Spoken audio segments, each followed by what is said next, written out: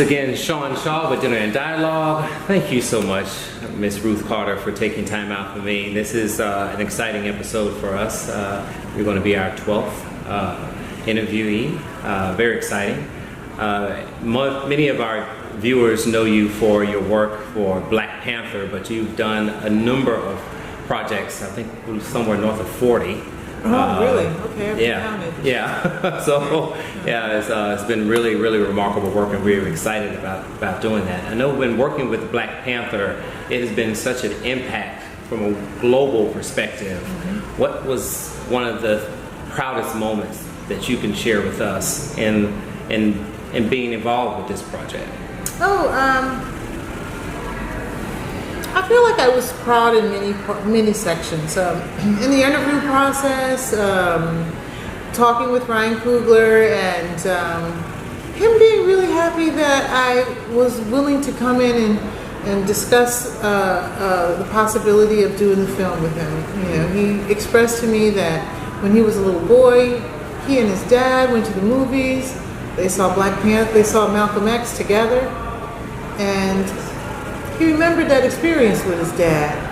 And he was so happy that the person that did that movie, that did the costumes for that movie, was there sitting in front of him. Wow. You know, that was a proud moment for me, because I was very nervous to meet him and to go in and be considered for such a big project. And I had a lot of anxiety, and I had my research all together, and I was ready to put on a show. And he just really put me at ease by saying that. I felt like we had a meeting of the minds.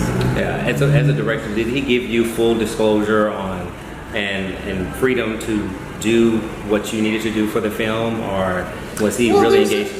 In any kind of creative experience, there is some freedom, because you wouldn't be there if you were supposed to be a robot. But there's also guidelines to making these big superhero films. Right. There's a lot that is done with them, and there's a lot of fans that have been following the Black Panther comics, so you have a commitment to them as well. And Ryan Coogler was a big comic book fan long before he even considered doing Black Panther. So I had a lot of listening to do. I wasn't necessarily someone who had a history of comics, you know, and looking at Black Panther comics. I mean, I was kind of like the Archie's girl growing up, you know, Little Lotta and Dottie, you know, I was looking at those comics. So, you know, I had a lot of listening to do. So I don't feel like, you know, in any kind of collaborative experience, you want to be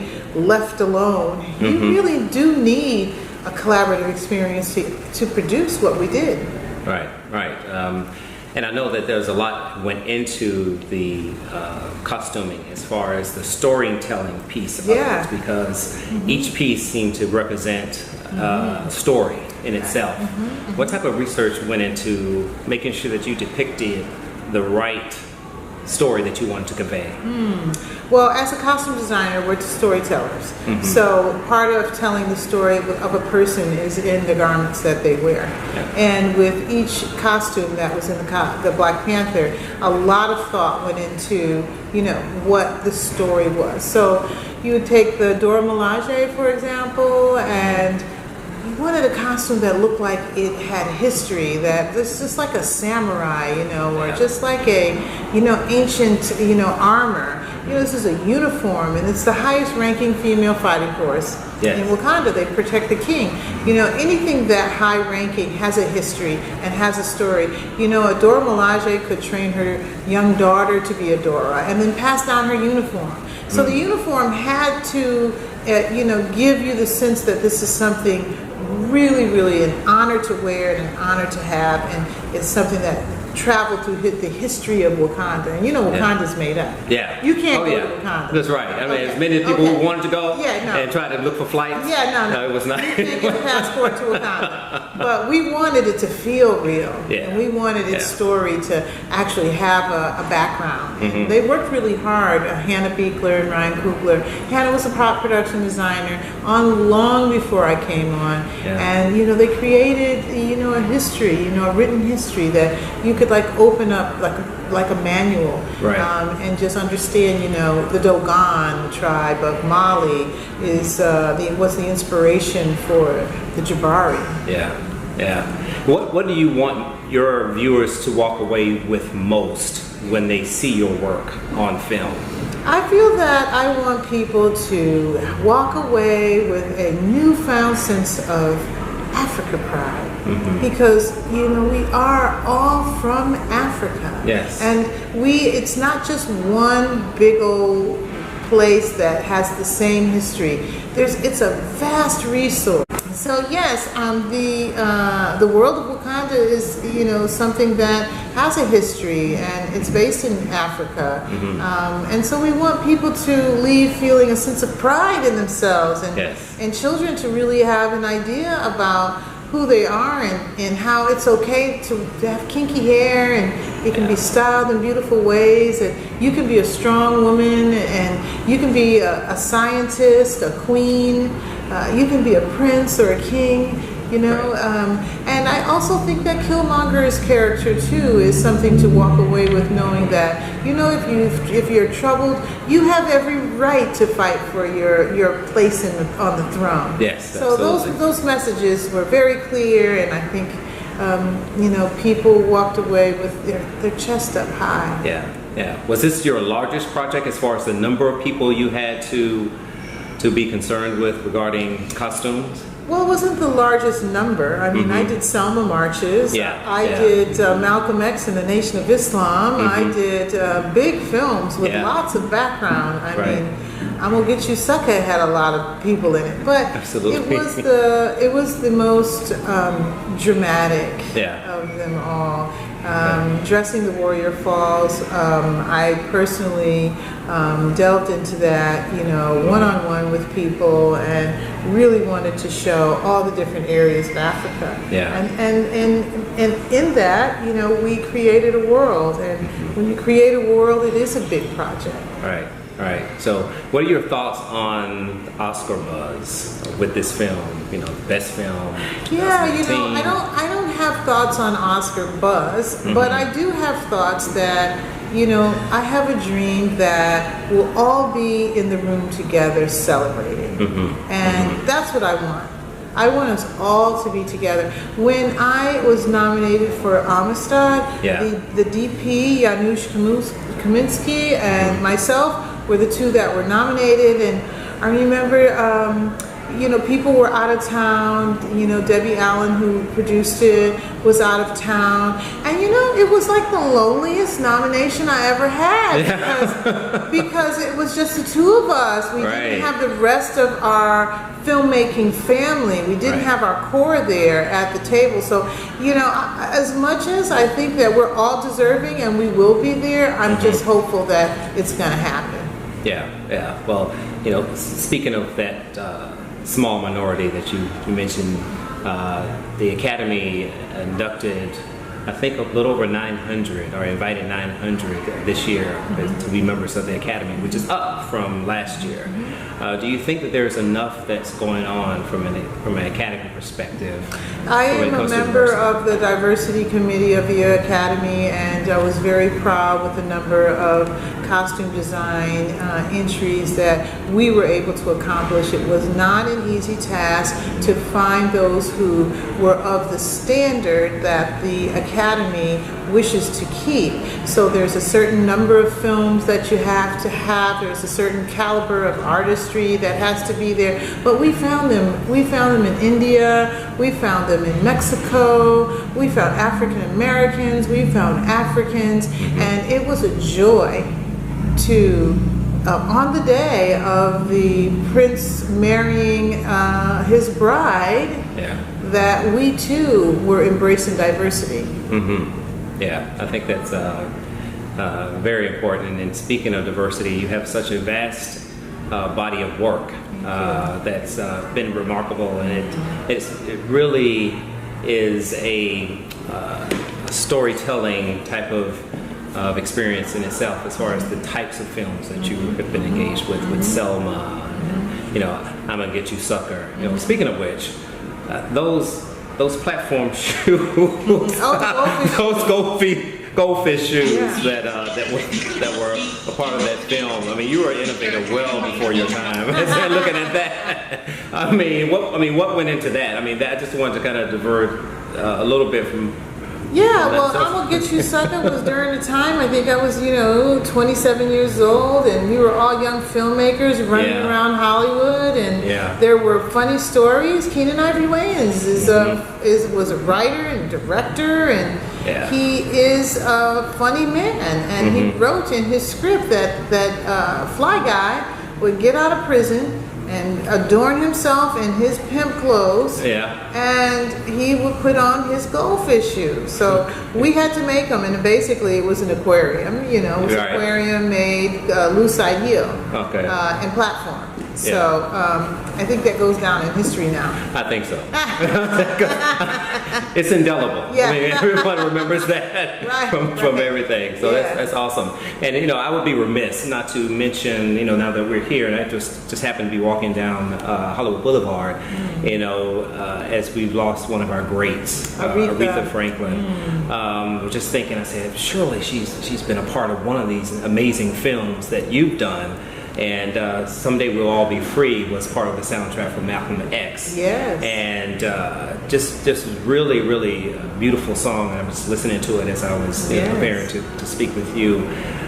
What did she mean to you as a fellow creative and someone who is making such a big impact globally? Well, I wasn't honored to have adorned Aretha Franklin, the Queen of Soul, in a costume. But I feel that what she represented to me was, someone who started small beginnings in a small church and who excelled, to her greatness, and a role model. Our role models come in many forms, and sometimes just knowing that someone like Aretha Franklin can, come up out of the country and, in the church, which has it has its, framework, and sometimes, can pigeonhole you, hold you back, hold you in, and also free you. Right. And she found a way of keeping her faith and reaching, her kingdom, reaching her height. Right. And I think in that she was a role model for me. Right. Listening to her music and feeling that soulful sound and never compromising. Right. You didn't see her do too much pop. She just saw this beautiful voice out of this, faithful vessel. And I think that in itself is a role model. Yeah, absolutely. Enjoying the food here at Jane Q. She says. Very good food here at Jane Q. See, I'm not even focusing on the diet. Not right now. Not right now. It's okay. Right. You're supposed to, indulge a bit, and plus it's Friday. Yeah, it's Friday. Do you have a favorite food? Are you a cook or not so much? I used to be more of a cook until I got so busy. I didn't have time to really perfect cooking. Cooking is also an exercise. Yeah. And you have to sort of, strengthen that muscle. Right. But I can cook. Okay. I grew up with 5 brothers. Oh, yeah. And so, being the youngest girl and my mom was a single mother, she could call me up on the phone and say, okay, I need you to, wash that chicken, put it in the oven, season it with this, and, when I come up, when I get home after I, settle in, I'll finish it up. Okay. But, so yeah, I know how to cook. Okay. So do you have a specialty? Do you have a preference? Specialty is a difficult word because I'm always looking for something new, a new recipe. I feel like I was raised on soul food cooking, you know, Yeah. on holidays. Mm-hmm. So I know how to do that.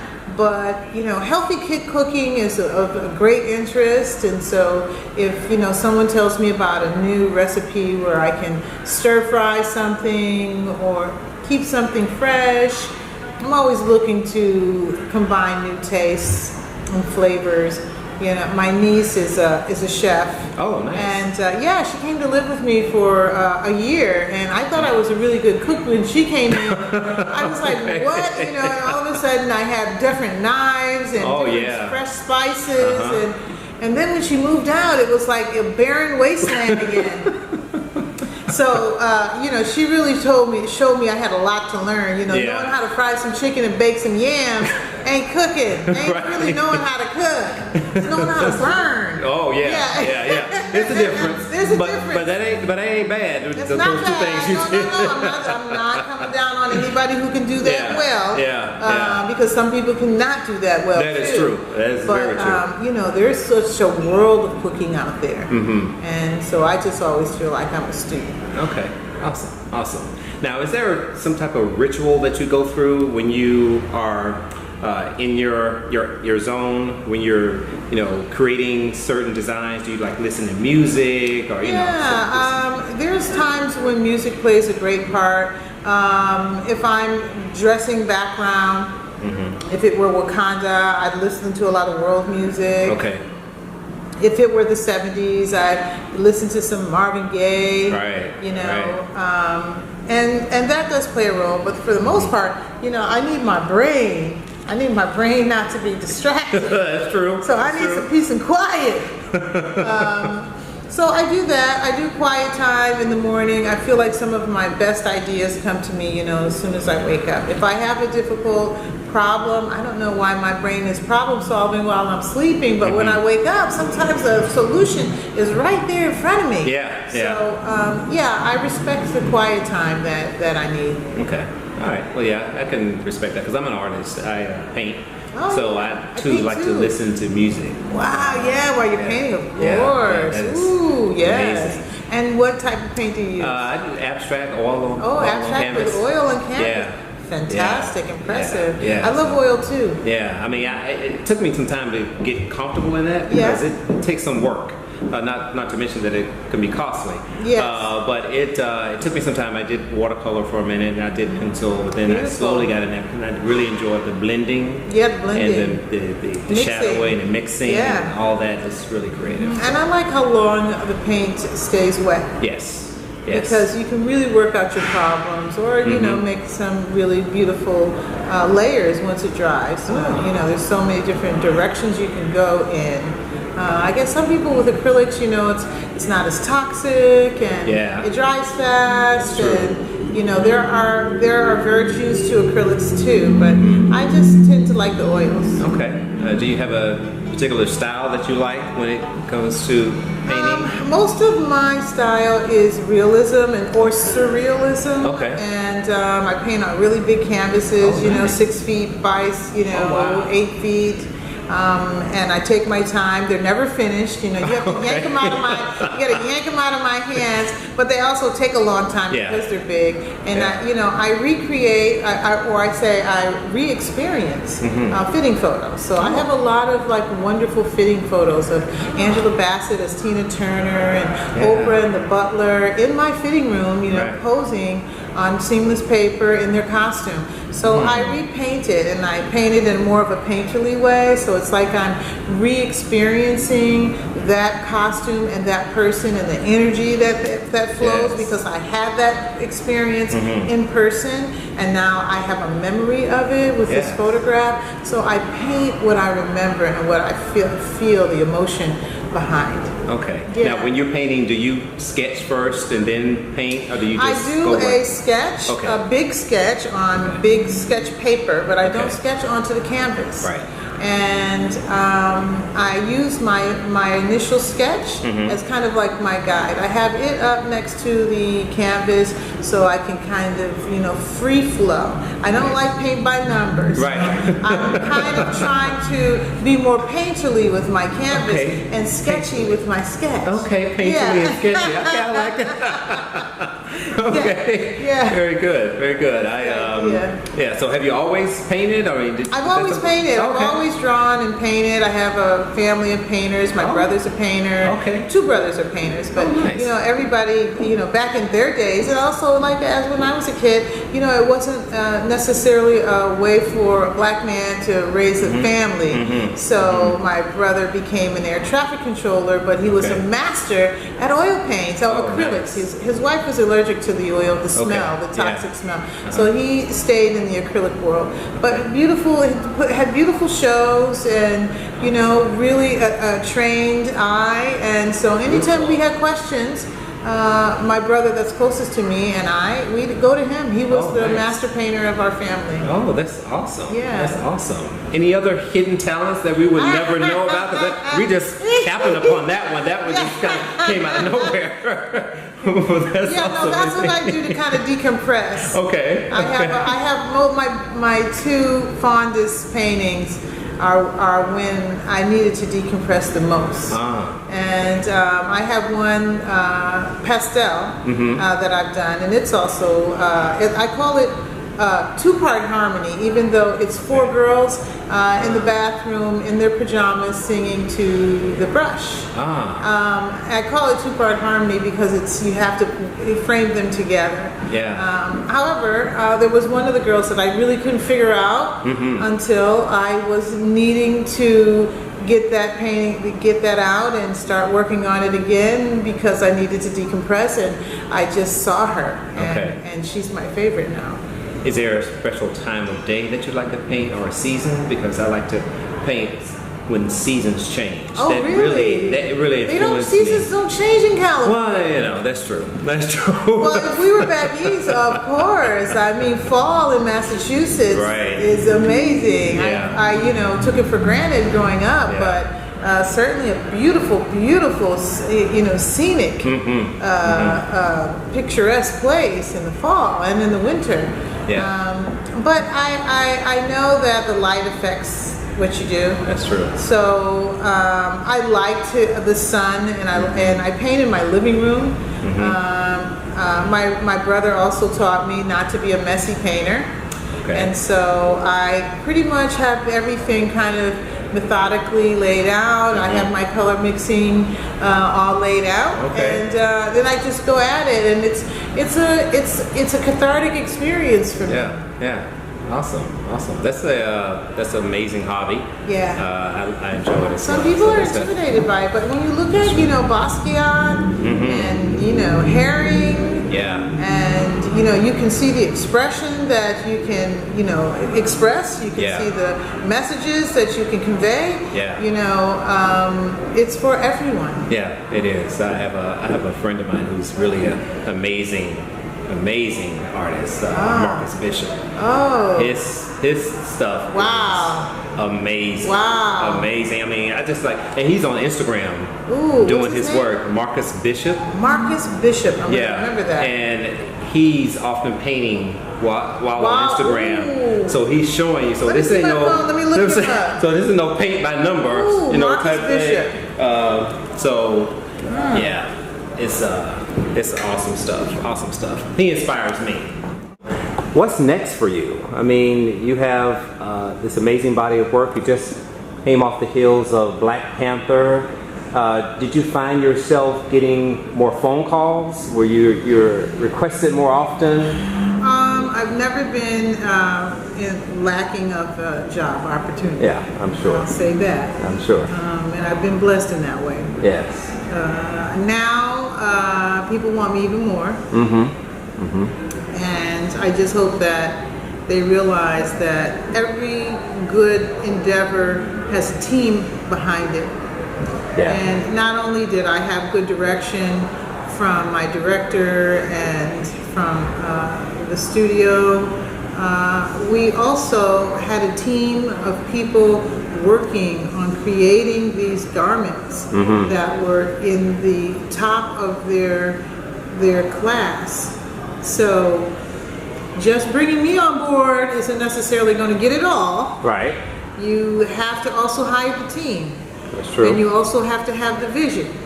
So, but I'm proud that it has, opened up the dialogue for some of the other pictures that I've done. I feel that I've had a great career, and it has surmounted a narrative and a voice about civil rights, about filmmaking, about the filmmakers. Right. And I've experienced some of the most talented filmmakers, black filmmakers today. Spike Lee, Ava DuVernay, and now Ryan Coogler. Yeah. Yeah. So it's an incredible honor to have, worked with all of them and to have had such successful results with all of them. Yeah, that's amazing. Is there anybody that you would want to work with that you hadn't worked with yet? Is there someone that you're like, I really want to work with that person? I think it would be an amazing experience. Oh yeah. But I can't say it. Okay, all right, I understand that. And we're just gonna speak that into existence. Well, there's Letha Wright. There's Letha Wright. Yeah. Letha Wright. Letha Wright. Yeah. As we develop, Yes. we create geniuses. That's right. And I like working with talented people.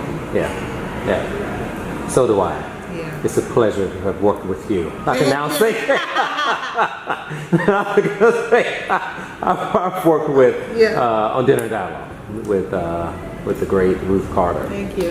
Thank you so much for taking time out of your very busy schedule. You're welcome. To speak with us. Tell the people how they can follow you. I mean, are you a social media person? Oh, Do you sure. like Yes, I'm on Instagram as I am Ruth E. Carter. You can follow me there, and there's a lot to share. Yeah. I'm doing a 20 school lecture tour starting in September, and I'll be posting and talking about that experience, and hopefully enriching others and inspiring young people. Amazing. Awesome. Well, thank you so much again. You're welcome. And we wish you many more blessings Thank you. as you continue your journey in this thing we call life. Awesome. And I know you'll do well. Thank you. Thank you.